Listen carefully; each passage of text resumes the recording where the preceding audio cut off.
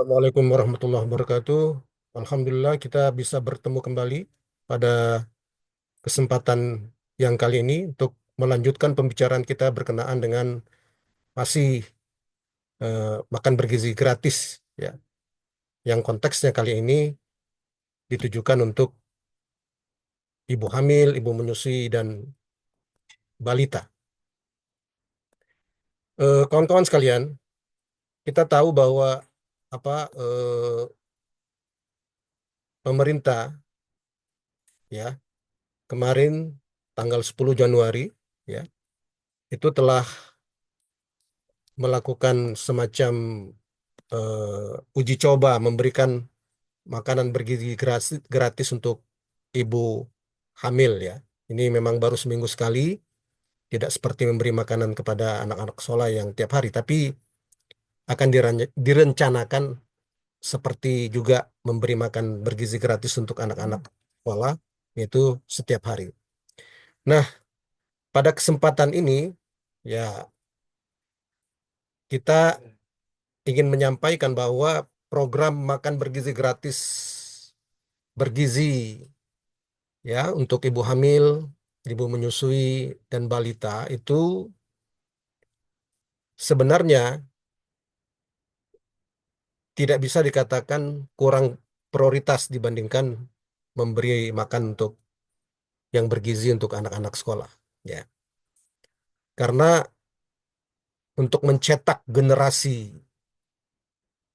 yang memiliki apa kecerdasan yang prima, pemeliharaan, ya, eh, khususnya terkait dengan gizi, nutrisi, itu sudah harus dilakukan sejak janin itu berumur 1 hari. Berarti sejak terjadinya pembuahan sel telur ibu oleh sperma sang ayah, maka sejak saat itu zigot atau janin itu harus diberi asupan yang terbaik, ya. Nah, oleh karena itu eh, memberi makan bergizi dan gratis untuk para ibu hamil, ibu yang menyusui, itu menjadi sangat urgen, sangat penting, ya, karena dia proses awal pembentukan pembentukan manusia, ya, khususnya pembentukan eh, sel-sel otaknya, ya. Begitu juga komponen atau organ-organ tubuh yang lain. Otak itu dibentuk secara prima dengan memberikan asupan gizi yang baik kepada ibu, ya. Begitu juga ketika anak itu sudah lahir, anak itu akan dalam proses pertumbuhan, khususnya ketika 2 tahun pertama, itu adalah proses pertumbuhan seluruh komponen kemanusiaannya, termasuk otak dan organ-organ tubuh lainnya, dan itu sangat membutuhkan asupan nutrisi yang prima, yang baik, ya. Nah, bagi mereka-mereka rumah tangga, khususnya rumah tangga yang miskin, tentu kemampuan rumah tangga tersebut memberi asupan gizi kepada eh, ibu yang sedang hamil atau ibu yang sedang menyusui tentu terkendala, ya. Oleh karena itu ketika negara, pemerintah membantu agar kelompok rakyat Indonesia yang apa mempunyai kendala seperti ini dibantu dengan memberikan makanan yang bergizi, ya, itu adalah sesuatu tindakan yang sangat, menurut pandangan saya, adalah sangat sangat baik, sangat sangat perlu didukung, ya. Tidak ada eh, apa bagi saya tidak ada perdebatan bahwa program ini adalah sesuatu yang baik dan perlu didukung. Karena ini dalam rangka mencetak SDM kita 20 tahun ke depan agar bangsa ini menjadi lebih baik dalam beragam aspek, ya, dalam beragam sisi kehidupan. Kalau sumber daya manusianya adalah sumber daya manusia yang smart, yang cerdas, yang bisa menghadapi segala macam tantangan yang dihadapi bangsa ini pada eh, 2 atau 3 dekade ke depan. Dan itu harus dibentuk mulai dari nol, mulai dari sekarang, mulai dari ketika anak-anak bangsa itu masih dalam kandungan ibunya, ya. Teman-teman, oleh karena itu, kalau kita lihat salah satu hal penting mengapa program ini penting, ya. Karena ada yang dinamakan anak-anak, apa, generasi eh, muda bangsa kita itu stunting, ya. Stunting kita itu, nanti akan saya tunjukkan angka statistiknya, cukup memprihatinkan. Apa itu stunting? Stunting itu adalah gangguan pertumbuhan kronis yang diakibatkan oleh karena kekurangan gizi, ya, kekurangan nutrisi yang bergizi atau malnutrisi, kemudian infeksi yang berulang atau kurangnya asupan gizi selama periode 1.000 hari pertama kehidupan. Jadi 1.000 hari pertama kehidupan itu artinya mulai sejak terbentuknya zigot, ya, dibuahinya sel telur sang istri oleh sperma suami, terbentuknya janin pada saat yang pertama itu sampai anak itu berusia 2 tahun, ya, itu kira-kira 1.000 hari yang pertama. Nah, itu adalah kondisi yang rentan, ya. Pada kondisi yang seperti itu, ketika masih dalam janin, masih dalam rahim sang bunda sampai anak berusia 2 tahun, maka asupan gizinya harus dipelihara dengan baik, ya, dalam rangka mengembangkan semua potensi diri dari sang bayi tersebut, sang anak tersebut. Khususnya adalah potensi kemampuan berpikirnya. Itu adalah alat utama manusia untuk eh, bertahan hidup, adalah kemampuan kemampuan berpikir, yaitu otaknya. Nah, otak itu proses pertumbuhan kembangnya adalah mulai dari dia janin sampai eh, optimal pada usia 2 tahun. Nah, teman-teman, jadi kalau kita lihat data stunting ini, saya kutip dari Anthony 2023. Beliau kelihatannya juga mengutip dari Kementerian Kesehatan, ya. Nah, kalau kita lihat data ini menunjukkan bagaimana kondisi stunting di Indonesia, ya. Jadi kondisi stunting di kita itu telah terjadi perbaikan. Kalau dilihat dari data ini dari 2018 sampai 2021. Tapi walaupun begitu, angkanya masih tetap tinggi, ya.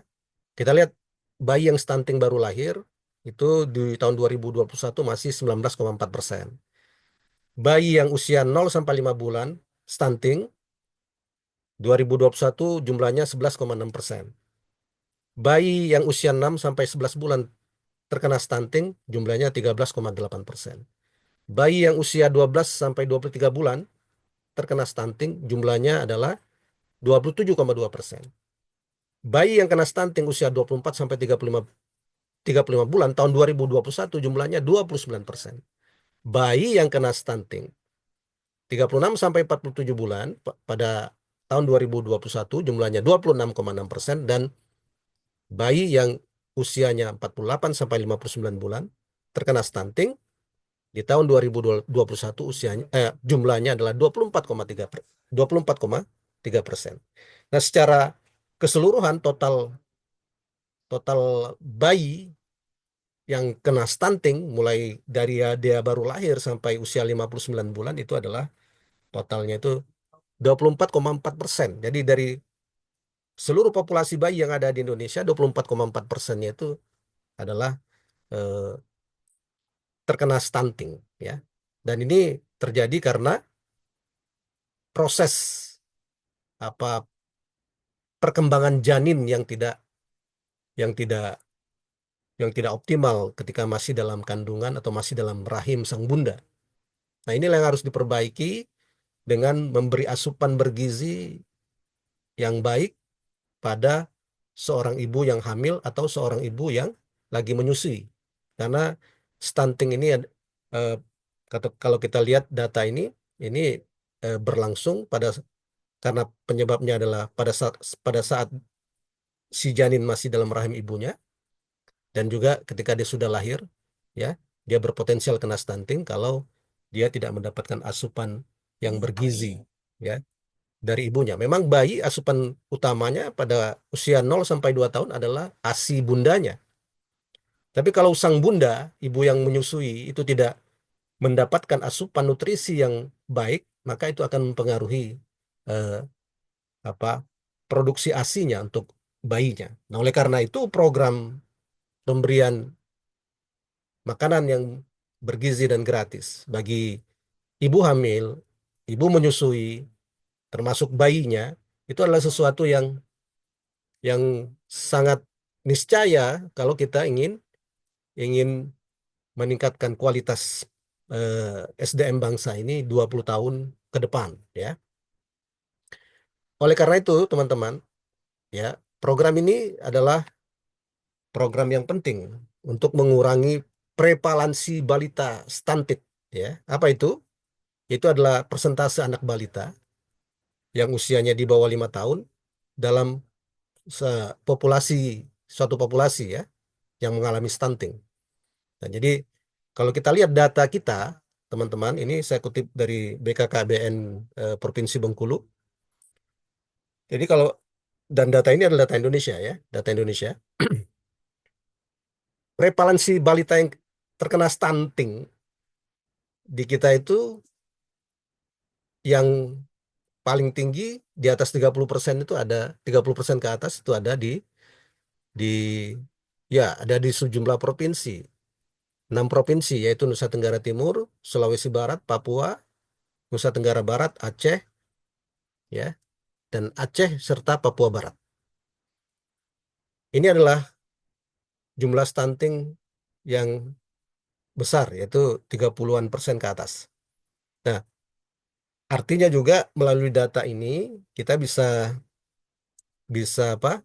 Memberikan saran kepada pemerintah, program pemberian makan bergizi untuk ibu hamil, ibu menyusui, dan bayi di bawah 5 tahun itu diprioritaskan pada pada daerah-daerah yang angka prevalensi balita terkena stuntingnya itu tinggi, khususnya yang diprioritaskan yang di atas, misalnya yang 30% ke atas, ya, mengingat anggaran yang terbatas, ya. Nah, itu kalau aspek anggaran terbatas karena APBN tidak mencukupi. Kita tahu bahwa Menko Pangan telah mengatakan kalau untuk semua anak sekolah, ya, anggaran pemerintah sekarang yang diajukan untuk mendanai pemberian makan bergizi gratis itu tidak mencukupi. Harus dinaikkan, ya, dengan signifikan. Nah, apalagi kalau dimasukkan lagi pemberian makan bergizi gratis itu adalah untuk ibu hamil, ibu menyusui, dan bayinya.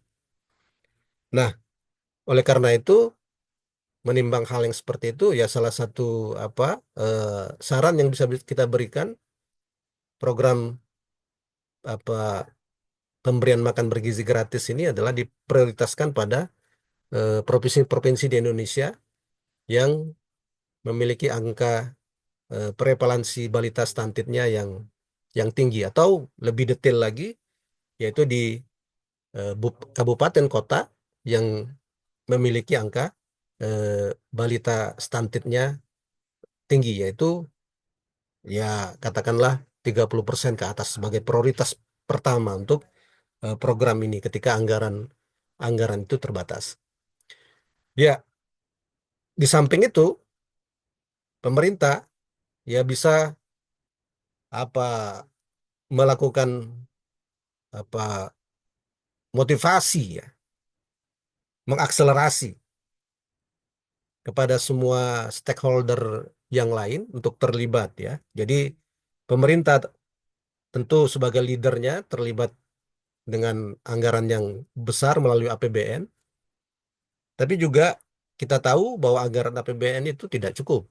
Oleh karena itu, eh, apa bagian komponen bangsa yang lain, mulai dari apakah ormas ataukah LSM ataukah apa lembaga filantropi, lembaga amal, ya, lembaga keagamaan, institusi keagamaan untuk melalui jalur mereka masing-masing itu bisa bisa terlibat aktif di dalam aktivitas ini, termasuk juga perusahaan-perusahaan, ya, eh, melalui CSR mereka itu bisa terlibat terlibat secara aktif, sehingga program-program yang baik ini bisa bisa apa merata ya ke seluruh Indonesia dan bisa apa memberikan manfaat pada sebanyak-banyaknya rumah tangga eh,